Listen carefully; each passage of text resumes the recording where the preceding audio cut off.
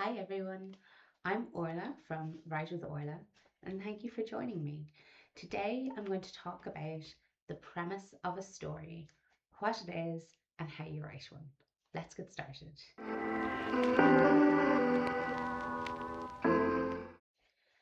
So, my background with creative writing is very amateur.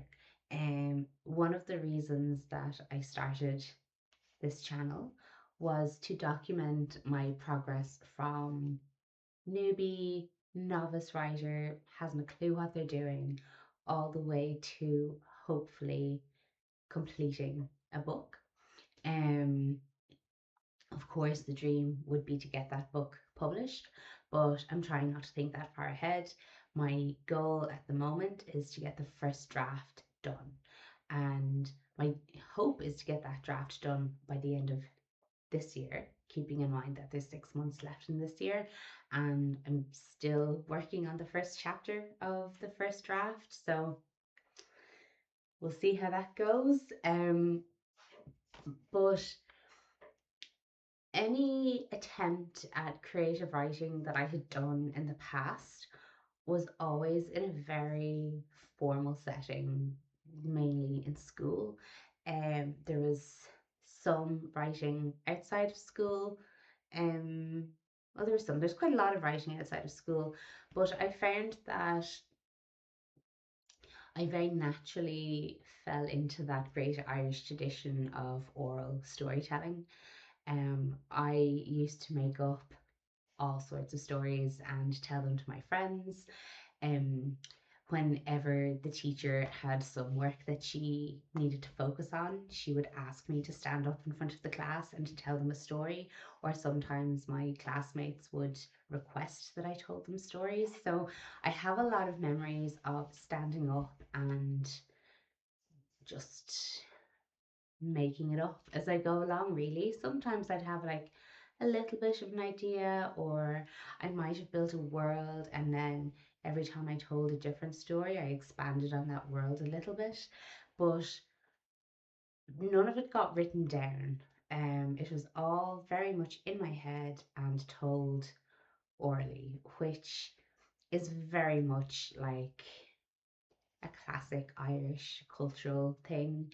We are a nation of storytellers, and historically, our stories have been passed down by word of mouth, generally because people might not have known how to read and write.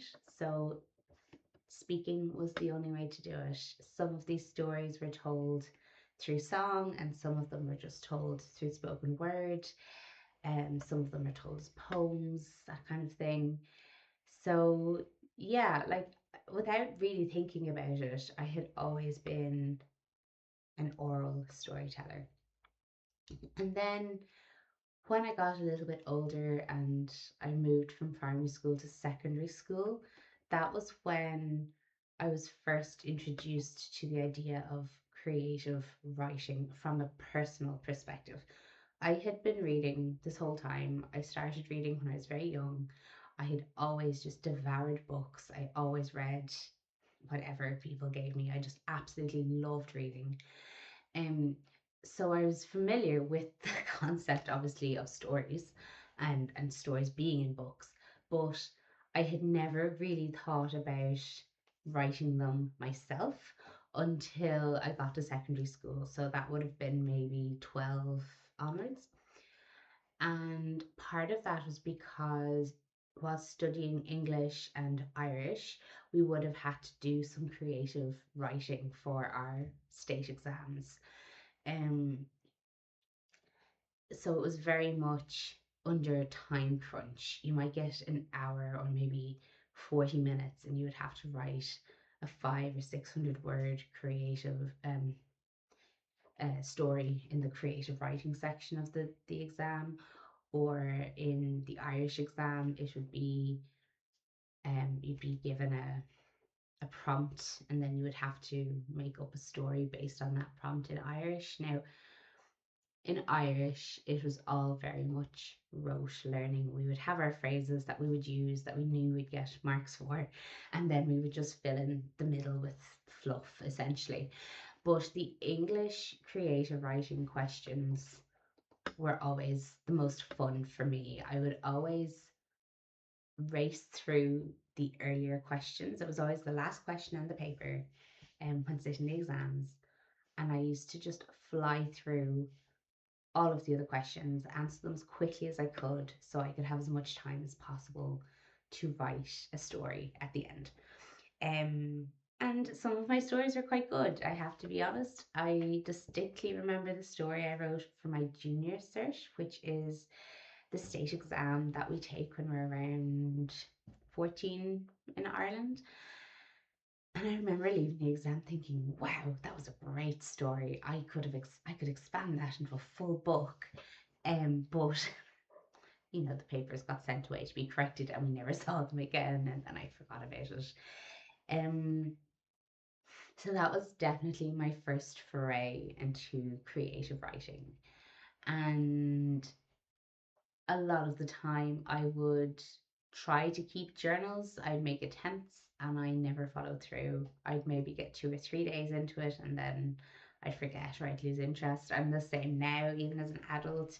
Even if I try to keep a line a day or a sentence a day journal, I just um never stick with it. So I'm not a journaling kind of person, but I have continued to write stories, to make up stories and tell them to my children, to think about them when I go to bed at night. I mean, look, I know I'm probably not the only person who does this.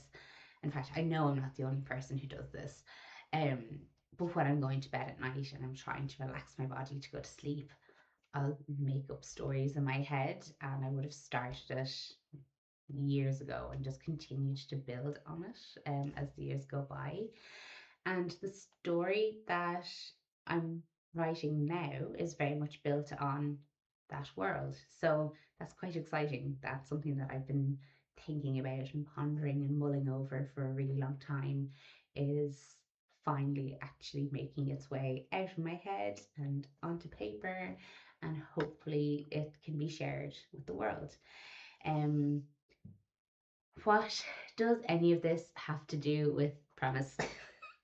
So let's circle back to the conversation around exams. And when I was doing my English exams and we were doing the creative writing question, we usually had a prompt and it would be something really generic, pretty vague. You could answer two questions. There would either be a picture and you would have to write a story based on the picture, or it would be a phrase, and the prompt might be something like, the president of Ireland has shown up at your house for dinner.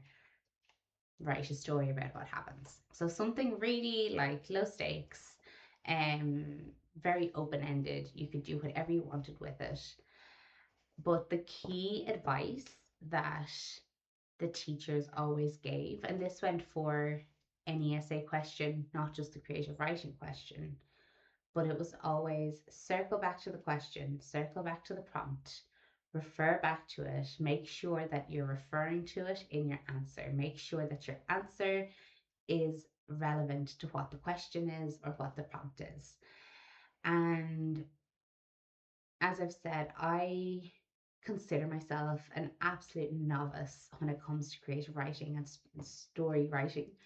Um, so this series is to document my learning journey and my learning experiences. And today I want to talk about the premise of a story.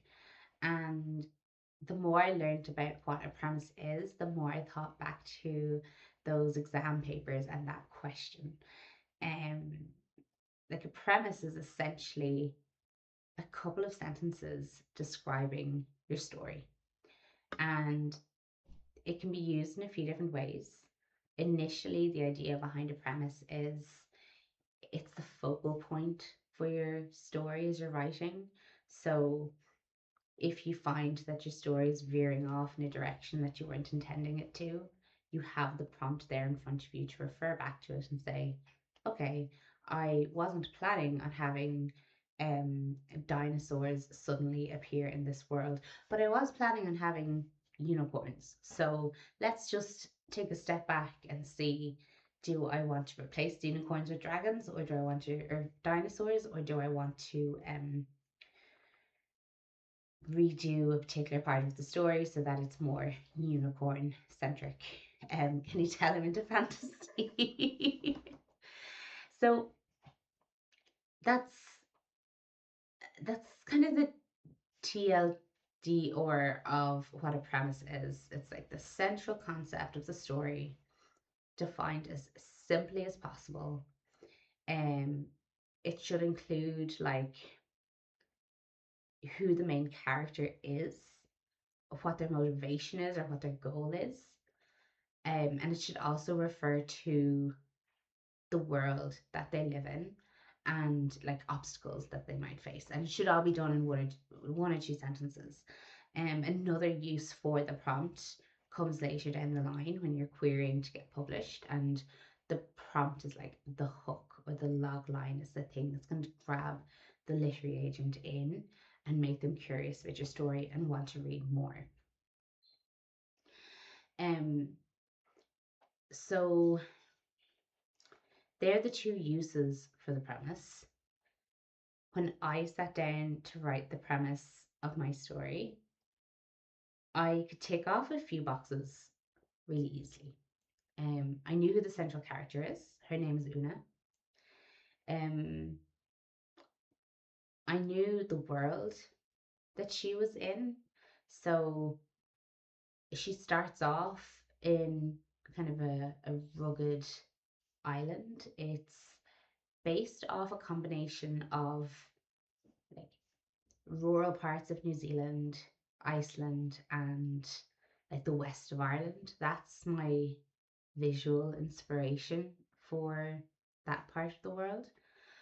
And then another part of the world that she travels to, when I think of it, I think of Vienna. I think of Kiki's Delivery Service, that kind of post war 1950s, but cute and quaint and really, really pretty and beautiful, and like white sandstone buildings and some modern amenities like electricity and a tram line, but not too modern like mobile phones and internet and that kind of thing. So that's the setting of the world. That's what I'm visualizing in my head. And then when I think about the politics of the world, um, it's set up in sort of a barony style. So the country is divided into these different regions. Each region has a baron or a lord who is responsible for it. And similar to the Shogun era of Japan, my thinking is we have a high king or an ordary, as we would have said in Irish folklore, an ordary who is elected in rather than it being by birthright or by conquest. And anytime the ordary vacates the throne, be it voluntarily or because they've passed away, the other lords and barons vote or elect the new one. So that's sort of the democratic process of the world. Um, and I think that kind of setup leaves a lot of room for, I'm going to say fun, but I mean, from a storytelling perspective, there's opportunities for corruptions and attempted assassinations and um I don't know, maybe a marriage of convenience, that kind of thing. So I think having that set up, it leaves a lot of room to be creative about what could happen in the plot and what kind of subplots you can have. Um, the story currently is a singleton, but I don't think I've written enough to know for sure if it's going to stay as one story or if it's going to become two or three. I know in fantasy, the more the better, and people tend to prefer series over single reads. I myself like a good series. I like if I finish one book to know that there's another book that's the same characters following their lives, continuing the story. Um, I'm currently reading the sequel to the Jasad Air. I can't remember what it's called. Hold on, I'll just check my Kindle. The Jasad Crown. Okay, that was an easy answer. So I'm currently reading the Jasad Crown, which is the sequel to the Jasad Air, and I'm really, really enjoying it. Really enjoying it. But I do know the advice that's usually given around fantasy is write the first story as if it's a standalone story, but then leave room to have a sequel if it goes that way. And you'll find that with most fantasies. You could read the first one and not know that there's more in the series, and it would be fine. But then there are a few, and they're probably offered like a multi book deal because reading the first isn't enough. You need to actually have the second one. And I'm thinking specifically of Forbidden Alchemy by Stacey McKeown, which has been my favorite read of the year. And the sequel is coming out next week. I have it pre ordered, and it's already known that it's going to be a trilogy. So my assumption there is because she had had a successful series of books prior to writing The Artisan. I think it's called The Artisan something. Um, because she'd had a successful series of books prior to this one, that this was like a 3 book deal.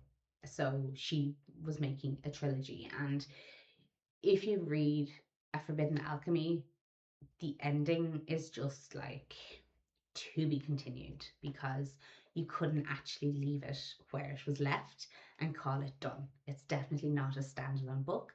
It's definitely one that's going to have a sequel, which is great because it's coming out this year. It's coming out in 9 days. Very excited. Can't wait to read it. I've treated myself and I actually bought it instead of just going to the library.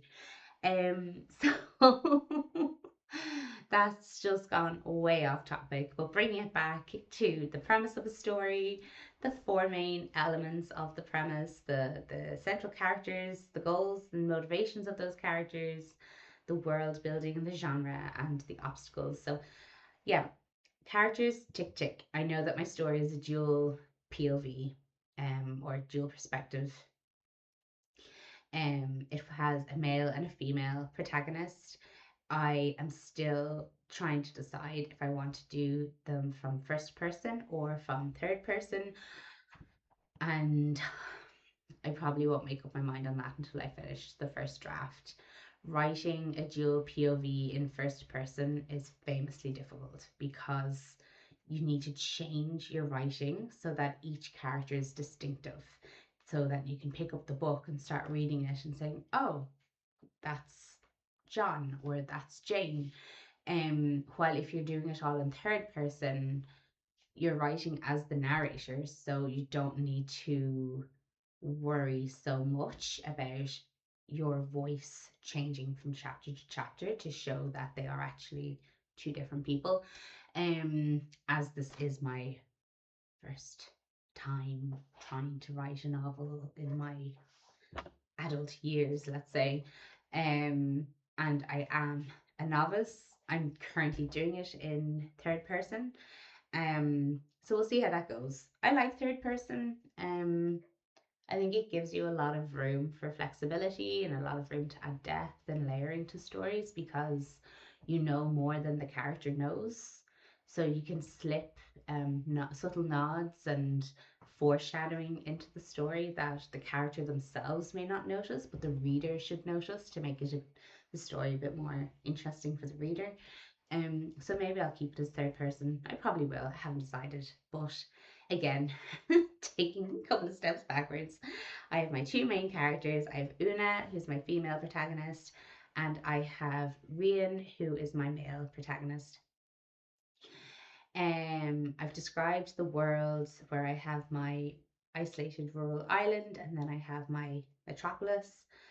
And I've described the political situation there in terms of like the democratic setup. Genre is going to be fantasy. I love fantasy to read. It's really, really fun to write. So yeah, it's going to be fantasy. I have my magic system defined already. So I suppose that kind of falls under the category of world building. Um, my magic system is going to be tied into religion, and it's also going to be based on the natural world, which I know is not a new concept. None of these concepts are new. I think in this day and age, there's no such thing as a 100% original idea. Um, and I'm going to be doing a review of the Jasad Air at some point, and I'll go into it then as well. But I think with a lot of things, you kind of know what's going to, not that you know what's going to happen, but the skeletal structure of the story or of the plot will be familiar to you because of other stories that you've read. But how the author brings you from A to B is going to be unique to the author. So that's really the fun in it. I think like the really classic example that I can think of is like a romance novel. You meet your female protagonist, you meet your male protagonist. You know that they're going to get together because you're reading a romance novel. So the fun isn't in the outcome, it's in the journey. How do they get together? What's going to be the obstacle in their way that means that they don't fall in love and end up with each other by the end of, before the end of the book, that kind of thing. um which brings me on to obstacles. I know what my obstacle is going to be. um it's kind of that classic like hero's journey of self-discovery, um where my main character uncovers like a hidden truth about themselves and has to learn how to deal with that truth and how to control this newfound power that they have. Um, so yeah, like it's a very classic kind of story. I wouldn't call it a coming of age story because my intention is for my characters to be a bit older than a standard fantasy. I'm not doing like a 19-year-old protagonist. She's going to be late 20s, early 30s, and same for the rest of the kind of main cohort. I'm not doing young characters. I want to write a bit more mature characters. There's a lot of themes in the story that I feel when you have a more mature perspective on them help add to the layers of complexity around them, but also express themselves differently. Like if we're talking about parental struggle, where you have like that rupture between a parent and a child, um, a younger person, a younger child, will be very quick to just write off the parents and dismiss them and be like, oh, they don't get me, they don't understand me, and they don't understand how the world is. They're trying to stop me from achieving my dream. While an older perspective might allow the person to put themselves in the parents' shoes a bit more, view them as, well, parents are people and they make the decision that's best at the time with the information that they have. And yeah, it wasn't the best decision, but I know that it didn't come from a place of malice. And that is what allows me to forgive my parents for their indiscretion. I think like that's kind of the thinking behind having a more mature character without going too in the weeds. Um, but like the main themes around the story are kind of the battle between science and religion, as well as self discovery, self growth, and reflection, and good old good and evil, right and wrong. But because the characters are that little bit older, there's going to be a scale of grey in the middle. There is no black and white, it's all grey, and different levels of goodish and badish, although some of the bad people are pretty bad. The goal and the motivation for the character,